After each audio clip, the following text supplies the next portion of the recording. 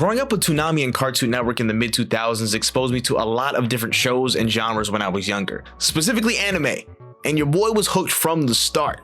One anime that I really leaned into was none other than Naruto. I mean, the world, the characters, all the different systems and techniques to just throw hands with other ninjas. It was easy to get excited over and try to learn how to sign a fireball jutsu and all that good stuff. It was filled with so many interesting concepts, but there was a set of abilities in particular that immediately caught my eye.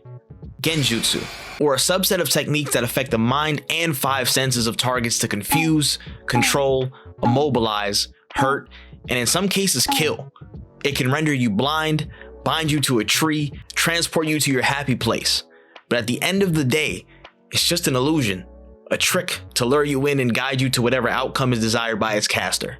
Now, some of y'all are probably asking at this point, what the fuck does this have to do with Call of Duty?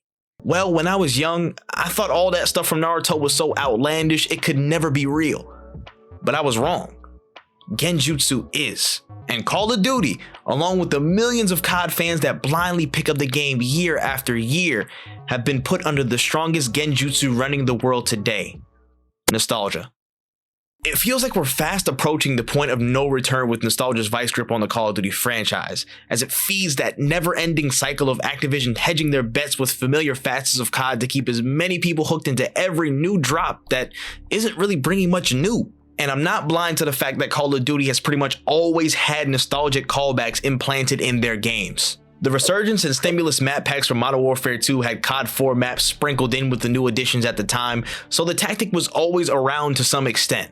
But the key word in that situation was sprinkled in.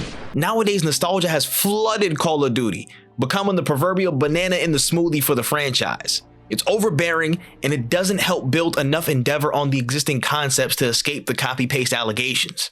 Just look at how bad it's gotten with the Modern Warfare 3 remake. The most novel and fresh thing in the single-player campaign was a whopping 4 hours on a full-price game. What? Modern Warfare Zombies is just DMZ mode on the Warzone 2.0 map with some Treyarch systems and new coats of paint brushed on there. And the multiplayer, the multiplayer is literally just Modern Warfare 2 Electric Boogaloo, and I mean the 2009 version. They lumped in a couple of new guns with every old gun from the past 2 Call of Duty games. Shout out to all the FR556 abusers out there. The gameplay is, albeit necessary, just a huge backtrack to Modern Warfare 2019 and the first Warzone iteration with the slide cancels and seizure-inducing movement mechanics, which I might add, were a huge marketing point to even sell this game. And perhaps the most egregious case we can look at, this game quite literally shipped with the exact same maps from 2009 on this thing. Some good, some not so good, but all the same ones we've already felt in some form over the last decade plus. I've been trying to rack my brain to think of any upside to this brand of content recycling outside of the short-term dopamine hit the COD nostalgia gives, and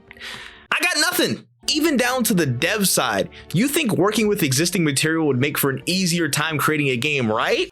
Wrong! Modern Warfare 3, despite rehashing a bunch of old stuff, had its development cycle compressed in half by Activision, with crunch being prominent among Sledgehammer's ranks during the 1.5-year sprint to this release. It's just shocking to see how far we've fallen, no, jumped into this rabbit hole. Any new spin on the COD franchise isn't enough anymore. Everything that's come about in recent years or is coming has to be contingent on what we've seen before in a Modern Warfare or Black Ops title. At least a portion of this would be palatable if the new renditions built significantly on the foundation we know and corrected some faults of what we see currently to make the game more fun and truly raise quality, but we're just clinging on to the same tree that's already been built, not out of necessity, but just choice to ignore the potential of the new and unknown.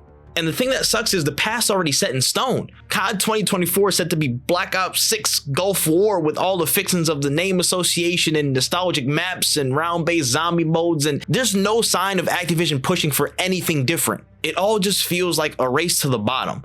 Nothing but diminishing returns, a slippery slope where every new iteration feels more draining than the last. My only hope is that Xbox's acquisition of Activision can refine the creative strategy of COD and put it on a better path, but with how much money they're going to stand to make from the COD cycle hitting their books, I doubt they'll ever change how things are operating, to be honest.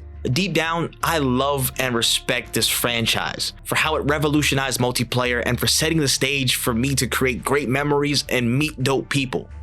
And for as much as I love COD, I'd be remiss not to be honest and say the franchise is a place that's slowly sinking from a creative and fun sense, and it doesn't want to leave.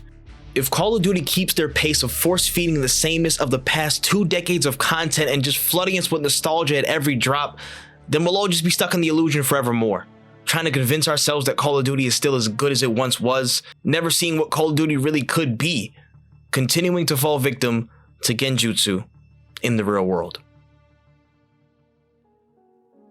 Hey, what's goody everybody? Much love to y'all for checking out the video. It really means a lot to me as I'm getting in gear for more stories and content coming down the line.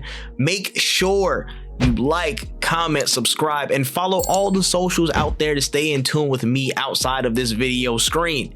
And be sure to check out my other video probably on the screen where I'm venting about nostalgia more on the channel at length because yeah, I'm at war. And keep your eyes peeled for what we got cooking next going into the new year. That's all the time I got, but don't trip. I'll catch y'all on the next one. Peace.